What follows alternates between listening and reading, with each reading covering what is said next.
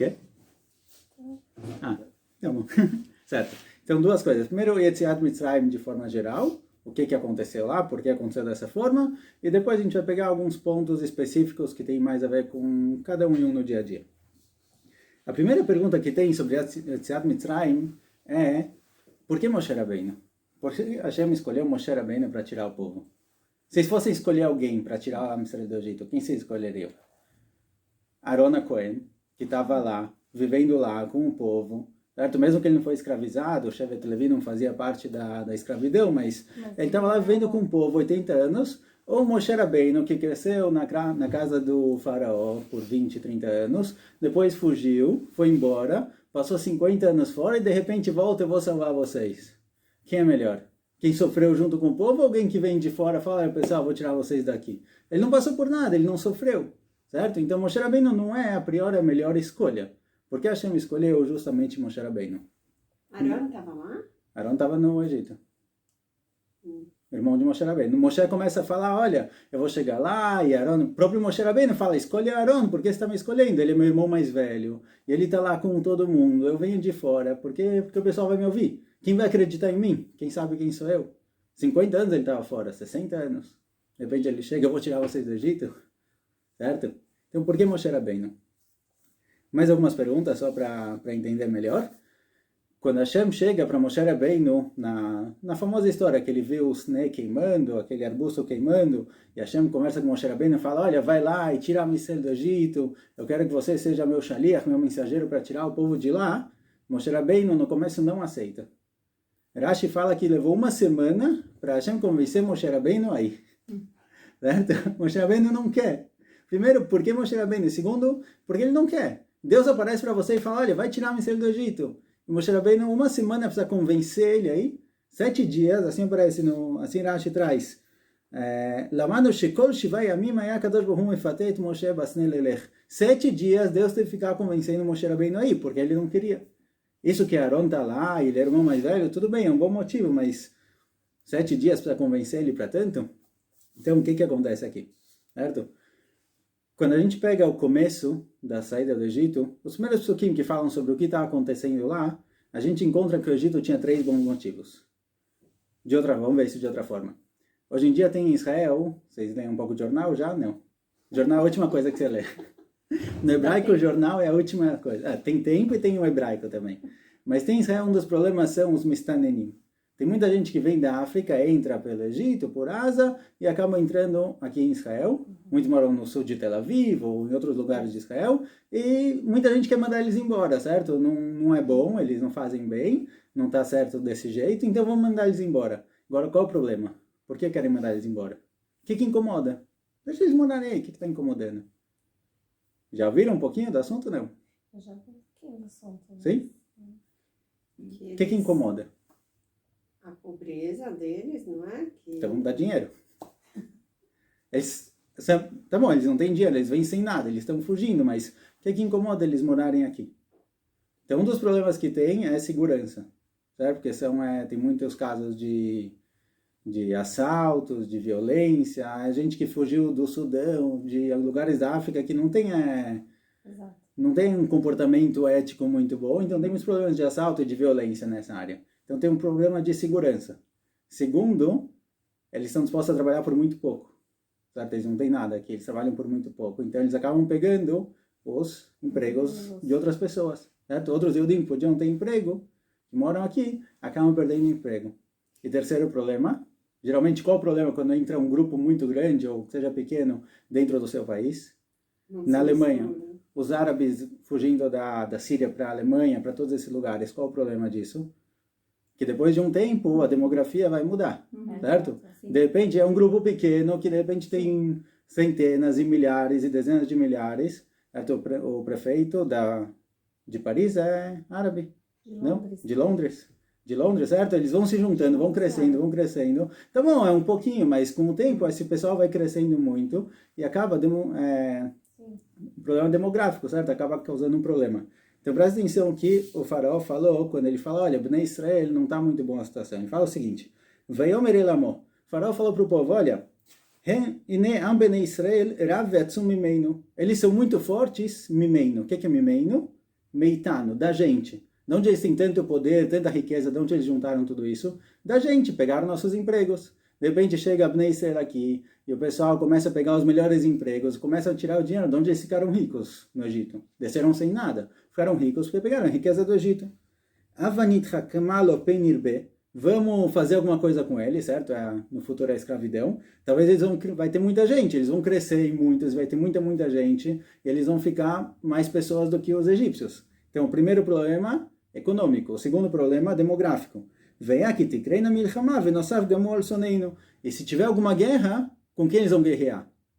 Se vier um povo de fora guerrear contra a gente, eles vão se juntar com esse povo e vão atacar a gente também. Problema de segurança. Então o faraó tinha razão. Certo?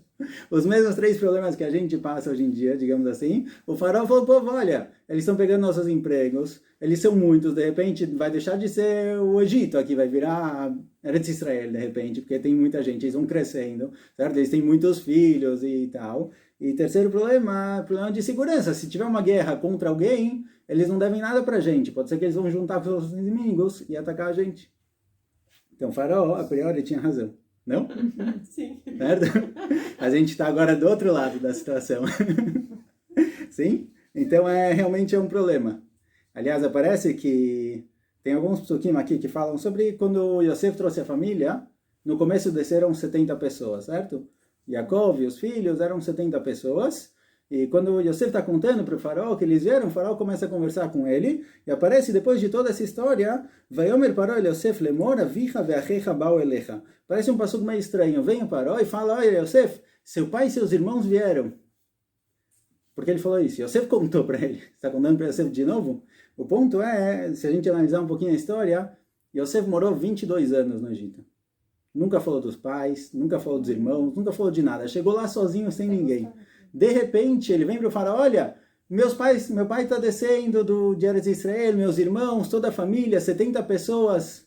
O faraó fala, olha, tá bom, você falou que a sua família, tudo bem, mas eu te conheço há mais de 20 anos, você nunca falou nada? De repente, seus pais, seus irmãos estão vindo? Ele fala, olha, se você souber, vem minha data, vejo bem, manchei hal, se você souber que alguns deles são bons, são bons soldados para a guerra, alguma coisa, me avisa. Ele fala na linguagem, olha, se você souber que realmente um deles é bom nisso, ele está falando, olha, você falou que a sua família, tudo bem, eu vou acreditar em você, mas de onde? De onde apareceu de repente toda essa família, todas essas pessoas?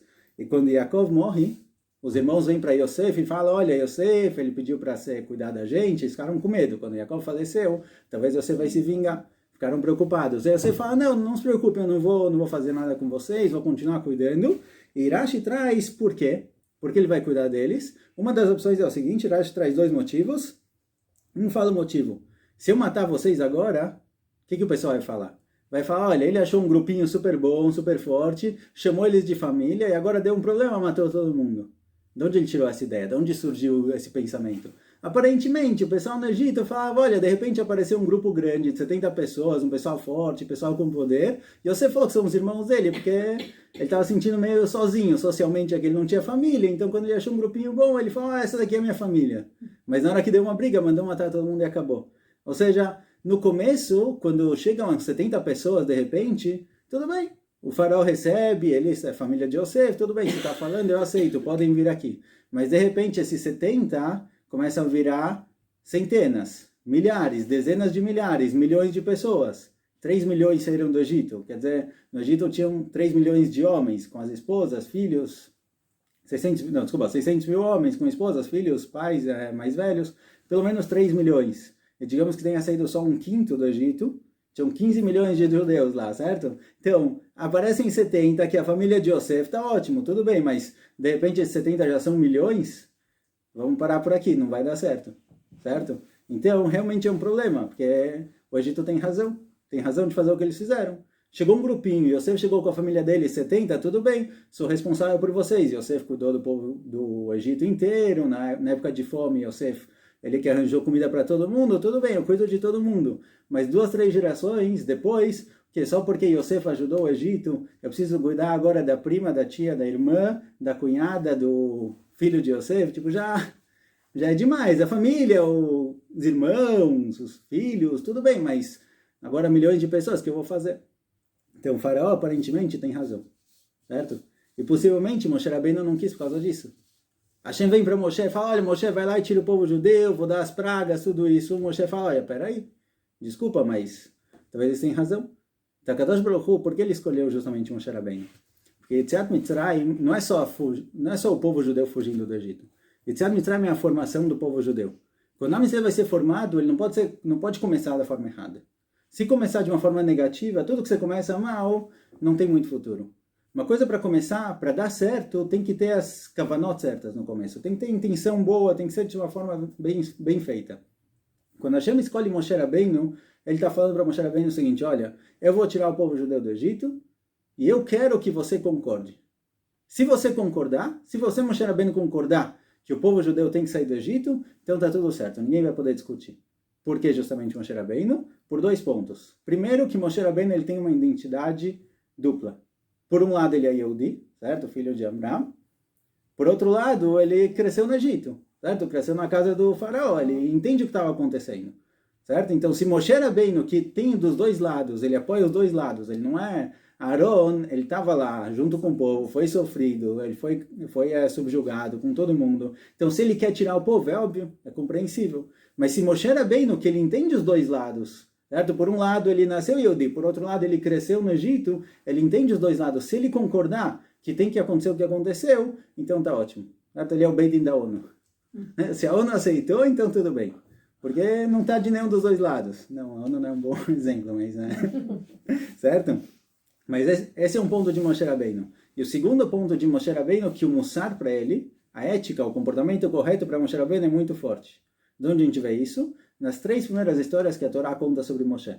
Se a gente for lendo um pouco do Humash, essas parashot de Shmot, a Torá começa a contar de Moshe Rabbeinu. A primeira história que a Torá conta, que Moshe Rabbeinu cresceu, saiu de casa, ele foi ver, ele sabia que ele era Yehudi aparentemente, ele saiu, foi ver os irmãos, e ele viu um egípcio castigando um Yehudi. E ele mata o egípcio, porque ele acha que não mereceu, mata ele, esconde o corpo e vai embora. Primeira história de Moshe Rabbeinu, ele viu uma coisa acontecendo, uma coisa ruim, foi embora. Ajeitou, fez o que tinha que fazer e foi embora. Segunda história, Moshe Rabbeinu sai um pouco depois de novo e encontra 2 Yehudim brigando. Um levantando a mão para o outro, ele fala, Lama Tekerecha, porque você está batendo nele? Separa a briga entre os 2. Entre 2 Yehudim agora. Antes era um goi batendo um Yehudi, tudo bem, ele protegeu o povo. Agora são 2 Yehudim brigando, ele foi lá e separou a briga. E aí ele percebe que descobriram que ele tinha matado o egípcio, então ele tem que fugir, ele foge, e o que acontece quando ele foge? Qual a terceira história que a Torá conta dele? Ele chega num poço de água, para pegar água, e ele vê os pastores incomodando as filhas de Itró, que também eram pastoras. E ele vai lá e separa a briga. Ou seja, um Yehudi que estava apanhando de um goi, ele separou. Então tá bom, é aceitável, família, seu povo. 2 Yehudim brigando, tudo bem. De repente ele vê 2 grupos de pastores brigando entre eles, o que ele tem a ver com a história? Moshe Rabbeinu, aparentemente, o Mussar, a ética para ele era básico. Se ele via uma coisa errada, uma coisa que não era correta, ele ia lá e separava a briga. Então ele vai lá e separa os pastores das filhas de Itró. Certo? Então se Moshe Rabbeinu, que por um lado ele tem identidade dupla, e por outro lado o Mussar, a ética, é a linha vermelha para ele, não sei se chama assim. Não é exatamente a linha vermelha, mas ele só age se for correto, se for certo. Moshe Rabbeinu é a pessoa que vai poder falar, olha, a saída do Egito é correta. Ele vai ser a única pessoa que vai poder concordar. Sim? Se Moshe Rabbeinu aceitar, então todo mundo tem que aceitar. Kadosh Baruch Hu quer que Moshe Rabbeinu assine embaixo. Se ele assinar embaixo, então vai ser aceitável o que aconteceu lá. Por isso, o que acontece? Moshe Rabbeinu, depois que Hashem convence ele aí, explica a situação, Moshe Rabbeinu vai lá e o que ele pede para o faraó? Fala, olha, deixa o povo judeu sair. Castigos no começo não tem a priori, certo? Todas as macó, tudo isso acontece depois, porque o faraó não aceitou. Mas a primeira coisa que Moshe Rabbeinu vem e fala, olha, deixa o povo sair, deixa eles irem embora. Se chegasse alguém agora da África e falasse, olha, todo esse pessoal que entrou aqui em Israel legalmente, eu quero levar eles comigo, a gente ia falar o quê? Vai lá, aproveita, certo? Só que o faraó não aceita. Então no começo ele não aceita, é compreensível, porque são 15 milhões de escravos, digamos, chutando por alto, mão de obra, você precisa, não dá para deixar ir embora, certo? Então é compreensível que no começo ele não deixou. Mas aí Moshe Rabbeinu vem e fala ao faraó, olha, dá pra gente 3 dias, deixa a gente sair 3 dias e depois voltar. Por que ele pede 3 dias? Geralmente a gente entende, ele pediu 3 dias para sair em 3 dias e aí foge. Certo? O faraó libera por 3 dias, quando eles já estão 3 dias na frente, aí eles fogem, não vão voltar. Mas não, Moshe Rabbeinu pretendia voltar, olha, deixa a gente sair 3 dias, mão de obra não é problema. Certo? 3 dias, vai parar o trabalho, 3 dias de férias, certo? Um fim de semana, um final de semana, com um ponte aí, 3 dias, tudo bem, depois a gente volta. Quando o faraó não deixa nem isso, Moshe Rabbeinu começa a entender que tem aqui alguma coisa errada. Certo? Estou te dando a opção de liberar todo mundo, eles te incomodam, você tem problema financeiro, problema de segurança, demográfico, tudo bem, eu vou levar eles embora. Só 3 dias, não vai acabar com a economia, a gente já volta. Não, quando ele vê que o faraó não vai aceitando nem isso, aí ele começa a entender que os motivos do faraó são motivos exteriores, é isso que ele falou, mas por dentro o que ele quer mesmo é realmente subjugar o povo. Não tem um motivo verdadeiro por dentro. Ele ia voltar depois de 3 dias? Ele pede 3 dias, não está escrito o que vai fazer depois, se eu não me engano. Ele está testando o faraó, assim, para saber qual é... Possivelmente, de acordo com essa explicação, é um show que eu vi uma vez, ele está testando. Ele quer saber, olha, dá pra gente 3 dias. Tirar todo mundo de uma vez, de novo, 15 milhões de pessoas, se tirou toda a mão de obra, vai acabar com a economia. Então tá bom, dá pra gente 3 dias, a gente volta.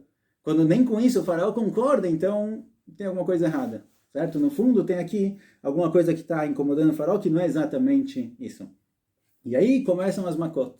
As makot começam a vir não porque realmente precisava delas, mas é uma forma de ver se o faraó, se o motivo dele é verdadeiro, ou se não, ele quer subjugar o povo e não está nem aí com nada. Ele não tem, todos os motivos que ele deu foi só da boca para fora, mas no fundo ele quer outra coisa. E aí começa uma macá, 2, 3, e as makot, elas vão, não exatamente, mas elas vão causando problemas que são piores do que deixar a Mistrel. Quero dizer, Sim. tem um problema financeiro, certo? Esse era um dos problemas do faraó. Olha, Atsumimeino, eles estão pegando todo o dinheiro. Então vem a primeira macá de dam. O que era macá de dam? A água virou sangue. Agora, como os egípcios bebiam água? Se a água virou sangue? Se eles comprassem, fala Midrash, se eles comprassem água de um Yehudi, a água era água. Se eles pagassem pela água, então era água. Certo? Era a única forma deles beberem água. Então, olha, você tem um problema financeiro com a gente, olha a macá de dam, não vai te ajudar a deixar o povo judeu, manda eles embora. Então, quando ele não manda eles embora, então aparentemente essa questão financeira não é verdadeira, não é real. Porque é melhor mandar embora do que deixar aqui. E aí vai tendo algumas makot, tem makot com problemas de segurança, certo? A macá de Arov, de peste, dos animais ferozes, olha, ou você deixa o povo judeu, ou vai ter a macá de Arov, animais ferozes andando na rua. Certo? Se esse é o problema de segurança, então manda eles embora, porque se deixar eles, o problema de segurança vai piorar. Então vamos verificar, vamos ver se realmente seu motivo é verdadeiro. E aí chega a última macá, que é Makat Bechorot. O Bechor, ele era o líder na família do Egito, certo? O Bechor era sempre o líder da família. Eles eram os líderes do exército, como o Rabi falou Shabbat, que teve uma guerra civil no Egito entre os Bechorot, os primogênitos, e os egípcios, porque quando Moshe Rabbeinu avisou de Makat Bechorot, os primogênitos falaram, libera eles, deixa eles irem embora. Mas não quiseram deixar, e teve uma guerra entre eles. Quando vai ter Makat Bechorot, então aqui tem alguns problemas. Primeiro, vai morrer todos os Bechorot, problema demográfico. Certo? De repente, o líder de todas as famílias morre. Problema de segurança também, porque eles são os líderes do exército. Então, se realmente seus problemas são verdadeiros, não vale a pena deixar o povo judeu. Já tiveram várias makot não sobrou nada no Egito, certo? Todas as plantações, foi tudo comido pelos gafanhotos, queimou tudo, os animais morreram na peste, não sobrou nada. Agora você vai ter problema demográfico também, porque os Bechorot vão morrer, então libera o povo judeu. Mas as 3 últimas makot, ele já não tinha mais livre-arbítrio também. Essa é outra questão, que aparece na Torá, que a Kadosh Baruch Hu, ele pesou o coração do faraó, certo? Por que ele fez o coração dele pesar? Então tem 2 explicações. Ou que a Bechirah Chofshit é só no começo. Seu livre-arbítrio para escolher entre o certo e o errado é no começo. Uma vez que você vai fazendo o errado várias vezes, aí você perde sua Bechirah Chofshit. Certo? Uma vez que você escolheu muitas vezes fazer o ruim, assim o Rambam fala também, que uma vez que você escolhe fazer um pecado várias vezes, você acaba perdendo sua Bechirah Chofshit. Quer dizer, não completamente, mas é muito mais difícil. Mas tem outra explicação que fala que não, que isso que Deus ele pesou o coração do faraó é para equilibrar. Bechirah Chofshit é quando você tem 2 opções boas, certo? 2 viáveis. Mas quando ele sofreu 5, 6 makot, liberar o povo ou não, já não tem Bechirah Chofshit. Porque depois do que ele sofreu, é óbvio que ele vai liberar. Então a gente tem que pesar o coração dele para ficar de novo equilibrado. Então não é que ele perdeu o livre-arbítrio, mas com tudo que ele sofreu, se Deus não der uma forcinha a mais para ele, ele certeza vai liberar, mas não por vontade própria, sim porque ele não aguenta mais. Então tem que pesar um pouco para equilibrar, certo? Então quando vem Makat Bechorot, que aí acabou, certo? Todos os 3 motivos, depois dessa não vai ter mais. Então se ele não liberar o povo agora, Moshe Rabbeinu entende que, olha, realmente todos os motivos que ele deu no começo estão errados. E aí vem o fim, vem Kriyat Yam Suf, certo? Kriyat Yam Suf, teoricamente o povo judeu tinha que chegar no Yam Suf, chegar lá no Mar Vermelho, atravessar o mar e ir embora. Mas o Egito, os egípcios falam, porque a gente liberou o povo e correm atrás de Am Israel. E aí depois que abre o mar e Am Israel atravessa para o outro lado, se a gente olhar nos Psukim, quem abriu o mar foi Hashem. Hashem falou para Moshe Rabbeinu, olha, põe seu cajado sobre o mar e vai vir um vento forte e aparece que Hashem ele fez Vayolech Hashem et hayam beruach kadim, Hashem fez bater um vento muito muito forte durante a noite inteira e aí abriu o mar vermelho para o povo passar. No começo quem fez isso foi Hakadosh Baruch Hu. No fim, quando tem que fechar o mar nos egípcios, aparece Vayomer Hashem Moshe, Hashem fala para Moshe Rabbeinu, Netei yadecha layam, você tem que pegar de novo o cajado e colocar ele sobre o mar, Veyashuva maim al Mitzrayim, e aí você vai fechar o mar nos egípcios. Hashem está falando para Moshe Rabbeinu, olha, você viu tudo o que aconteceu. No começo você não estava convencido, 7 dias eu te convencia para ir. Você foi para lá, conversou com o faraó, no começo você pediu 3 dias, ou 1 dia, foi dando as macotas e tudo. Agora eu quero que você assine embaixo. Chegou o fim. Se você concorda que tem que fechar o mar neles, eles já perderam toda a veracidade, tudo que eles deram motivo no começo já acabou. Se concordar com isso, está valendo. Se não, não. Então, Moshe Rabbeinu, quando ele fecha o mar, ele está assinando embaixo. Que o que aconteceu lá tinha que ter acontecido. Não foi desproporcional. Certo? Então, todas as teanot, todos os argumentos do faraó no começo, Moshe Rabbeinu vem tentar, na realidade, mudar a situação para ver se as teanot continuam ou não. Quando ele vê que a teaná vai mudando, aí ele entende que o motivo é outro. O motivo do faraó não é porque precisava, e sim porque ele queria isso. Tudo que ele falou foram só desculpas, certo? Então isso daqui é a história de Yetziat Mitzrayim de forma geral. Tá claro? Tá bom? Agora vamos pegar só talvez algumas questões sobre Yetziat Mitzrayim, mas no dia a dia, mais ligadas com a gente, certo? É uma coisa muito grande aqui em Yetziat Mitzrayim. Às vezes tem uma história tão grande que você não sabe se conectar. Com o que eu vou me conectar? Saída do Egito é uma história enorme do povo judeu, tal, onde eu me encaixo nisso. Então uma das coisas interessantes que tem com Yetziat Mitzrayim é que o povo judeu foi libertado da mão do faraó. Certo? Como chamava o rei do Egito? Faraó. A palavra faraó é tipo presidente. Certo? Faraó não não sabem exatamente. Ramsés é a cidade. É a capital. Ramsés é a capital do Egito. Certo? Não sabem exatamente quem é o faraó, porque foi muito tempo atrás. Não sabem que ano saíram exatamente, quem era o faraó na época. Mas a palavra faraó representa, igual a palavra presidente ou primeiro-ministro, não é o nome de alguém. Igual nos Plishtim, o rei dos Plishtim chama Avimelech. Certo? Não é um nome. Esse é o nome do rei. Então o faraó é um rei. Então o povo judeu foi libertado do faraó. Agora a palavra faraó, se a gente mudar um pouco as letras, tem algumas outras formas de ler essa palavra. Então vamos pegar algumas formas de ler a palavra faraó para entender do que a gente está se libertando na hora da saída do Egito. Então a primeira que a gente tem da palavra faraó, Pei Reish Ain Rei, é Oref. Oref, o que é Oref? Escuridão. Roshech é escuridão. Oref é nuca. Certo? Oref é a nuca do pescoço. Tem o pescoço, que é tzavar. A nuca chama Oref. Qual a diferença entre a nuca, Oref, e o rosto, Panim? Qual a diferença entre os dois? A nuca não muda. Está sempre a mesma coisa. Panim, o rosto, ele vai se mudando. Certo? Você pode sorrir, você pode chorar, você pode abrir e fechar a boca, você pode mudar ele. No Egito, eles tinham o faraó. Quando a gente se liberta do faraó, é justamente se libertar disso, de certa forma. No Egito, as coisas eram do jeito que você nasceu, você fica. Não tem mudança. A questão do tempo é interessante. Eu li uma vez num livro que ele fala que tem formas diferentes de imaginar como funciona o tempo.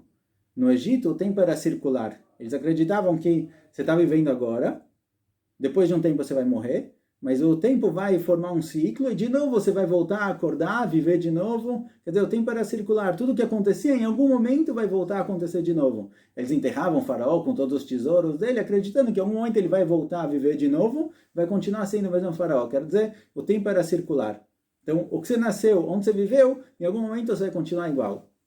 A gente vê o tempo como linear, certo? Tem o passado, tem o presente e tem o futuro, certo? É uma linha comprida. Agora, a verdade é que no judaísmo não é nem esse nem esse.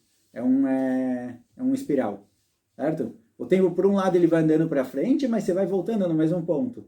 Quando a gente faz Yetziat Mitzrayim, a gente faz o Pesach, para lembrar da saída do Egito, sendo uma forma linear, então a gente está um pouco de nostalgia. Vamos lembrar lá atrás o que aconteceu. Mas não é exatamente assim. Quando a gente chega em Pesach, a gente está mais para frente, mas está justamente no mesmo ponto. Então, tudo que aconteceu em Pesach, nesse dia isso acontece de novo. Certo? O Yortzeit e todos esses minhagim ou hagim que a gente tem, que é no dia que aconteceu, porque nesse mesmo dia que aconteceu, a gente está vivendo a coisa de novo. Um pouco mais para frente, mas revivendo aquilo. Por isso tem costumes de Shvi Shel Pesach, no 7º dia de Pesach, fazer Shirat Hayam no amanhecer. Cantar a música que vai ter essa Parashá, Shirat Hayam, Az Yashir Moshe Avnei Israel, essa música que fizeram na travessia do Mar Vermelho. Então tem gente que costuma, no 7º dia de Pesach, que é o dia que eles atravessaram o Mar Vermelho, acordar mais cedo e cantar essa música, na hora que eles estavam cantando lá atrás. Agora, se o tempo é linear, a hora que eles estavam cantando lá atrás não faz diferença.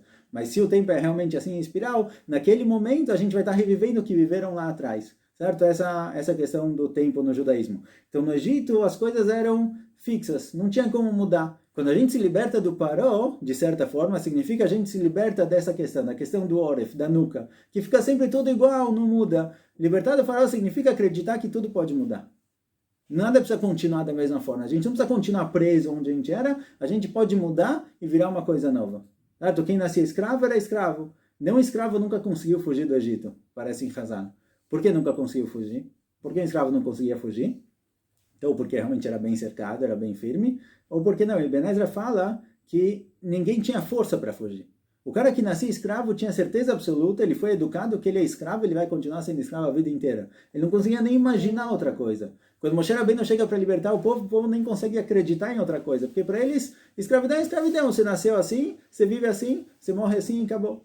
Então, se libertar do farol, libertar do Egito, significa se libertar dessa crença de que eu não posso mudar, eu não posso crescer, eu não posso ser alguma coisa diferente. Então, essa é uma questão da libertação do farol. Outra que tem, a palavra farol serve também para arifá. Sabe o que é arifá? Arifá é mais complicada. Tem natural uma das mitzvot chama Eglah Arufá. Arifá é quando você corta a cabeça de um animal. Certo? Não vem ao caso com a história, alguém que estava saindo da cidade, morreu, ninguém sabe quem. Tem uma mitzvah chamada Eglah Arufá. Arifá é quando você corta a cabeça. O que significa cortar a cabeça? Cortar a cabeça significa desconectar a cabeça do coração. Tem muita coisa que a gente sabe, a gente entende, a gente sabe que é o melhor, mas não entrou no coração. Paró, ele representa a arifá. Você corta a cabeça do coração, desconecta os dois. Tá bom, você acredita ou não você acredita, mas você não precisa sentir isso, você não precisa viver de verdade. Se libertar do farol, se libertar do Egito, Egito são Mitzrayim. A palavra Mitzrayim significa também Metzarim. Metzarim são limites. Lá eles limitavam as pessoas. Olha, tá bom que você acredita, você pode imaginar o que você quer, mas no dia a dia, no sentimento, não precisa viver isso. Se libertar do farol significa se libertar dessa desconexão entre a cabeça e o cérebro. Tudo que você acredita, tudo que você vive, coloque isso para dentro, vive isso junto com você. Então essa é uma outra opção para o faraó. E só uma terceira, para a gente acabar. A palavra faraó dá para trocar também por afraá. Afraá é um incômodo, certo? Falta de concentração, você não está concentrado numa coisa, você tem sempre afraó, sempre coisas atrapalhando. Tem alguma coisa que te incomoda, não te deixa pensar direito. No Egito, é isso que o faraó fez com o povo. Quando a estava trabalhando lá de escravos, e Moshe Rabbeinu vem para eles e fala, olha, vamos sair, eu vou levar vocês embora, acabou a escravidão. O que o faraó faz para impedir o povo de pensar na liberdade? Dá mais trabalho para eles. Porque se eles estiverem ocupados trabalhando, sempre alguma coisa atrapalhando eles a pensar na liberdade, eles nunca vão conseguir realmente sair de lá. Essa questão o Messad Hashim fala muito isso, que o que incomoda muito, o que impede a pessoa de evoluir, são as coisas que atrapalham ele em volta. Você está sempre ligado com alguma outra coisa. Você nunca realmente consegue parar e pensar quem sou eu, o que eu faço, onde eu quero chegar, qual o motivo das coisas que eu faço, o significado da vida. Tem 1000 perguntas que a gente não se pergunta. A gente prefere vai vivendo na inércia, vai seguindo em frente. Falam que Sócrates andava na Grécia com uma tocha na mão. Aí perguntavam para ele por que está com uma tocha na mão. Ele falou, não, estou procurando uma pessoa, um Ben Adam. Ou não tem nenhum. Não sei, eu vi uma vez que ele foi morto porque ele andava na rua perguntando para as pessoas 1000 perguntas. Por que você vive assim? Por que você faz isso? Por que você faz aquilo? Até que cansaram das perguntas dele, certo? Mas o se perguntar, o vamos ver quem sou eu, por que eu faço isso, o faraó queria impedir isso, não queria deixar o povo judeu pensar. Não vamos dar mais trabalho para eles não pensarem. Essas afraó, todos esses incômodos, o tempo todo atrapalhando, sempre alguma coisa vindo de fora, isso daqui tira a concentração da pessoa, impede ele de evoluir. Certo? Hoje em dia chama celular.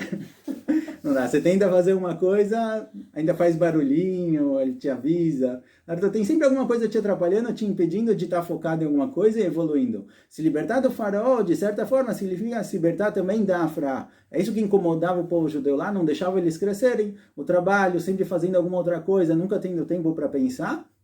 Essa afra incomoda a gente também. Então, se libertar do Egito significa se libertar dessa coisa, dessa afra. Por isso, Yetziat Mitzrayim, que às vezes a gente fala, tá bom, o povo judeu saiu do Egito, todos os Divrei Torá, tudo que tem sobre isso é muito bonito, mas o que isso tem a ver comigo? A gente já está aqui. Então, tem coisinhas que tinham no Egito que a gente pode sair de lá. Esses dias são chamados de Shovavim.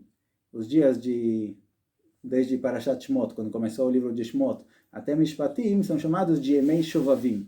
Shovavim é o Rashi Tevot das Parashot da semana. As Parashot de Sefer Shmot é Shmot, Vaera, Bo, Beshalach, Yitro, Mishpatim. As primeiras letras de cada uma dessas palavras, que é o nome das Parashot, é Shovavim. Shovavim pode significar, vindo da palavra Shvav. Shvav é um pedacinho. Então você tem a história grande, você tem Yetziat Mitzrayim, que é uma coisa enorme, mas você tem várias coisinhas pequenas que formam a Yetziat Mitzrayim. O povo judeu, quando saiu de lá, não é só saiu fisicamente. Fisicamente eles saíram, mas não quer dizer que eles vão mudar, certo? O sair de lá significa sair das coisas que incomodavam lá. Aqui a gente viu 3 coisas do faraó, certo? A questão do Oref, dessa acreditar que não tem mudança, eu fico onde eu estou e não dá para melhorar. Ou a questão da Arifá, que é cortar o cérebro do coração. O que você acredita, o que você vê, tem que colocar isso para dentro, tem que sentir isso, tem que viver dessa forma, não é só conhecimentos gerais. E também a questão da afra, desses incômodos, saber, pelo menos, que seja 15 minutos por dia, para sentar e focar na minha vida e ver para onde eu estou indo, o que eu estou fazendo, porque senão uma coisa vai levando na outra, a gente vai vendo na inércia e nunca acaba saindo disso. Certo? Em hebraico chama Lizrom Machaim, você vai vivendo com a vida. Agora, viu uma vez que nada zorem para cima, nada... Lizrom é, como fala, Lizrom? Água zoremet, certo? A água corre. É meio que correr, certo? Nada escorre para cima. Se você deixar a vida Lizrom, então você vai sempre seguir para frente, no máximo reto, se não para baixo. Mas se não parar para pensar de vez em quando, você nunca vai conseguir sair disso. Então a saída do Egito é a saída dessa afra também, desses 1000 coisas que incomodam. Chega à noite, 15 minutos, desliga o celular e pensa o que eu faço da vida, para onde eu estou indo. Será que tá bom assim? Porque a vida vai passando e quanto mais a gente demorar, mais difícil fica. A gente fica preso no que tem. Então, acho que isso daqui é Yetziat Mitzrayim de forma geral. Também algumas coisinhas pequenas. Obrigado.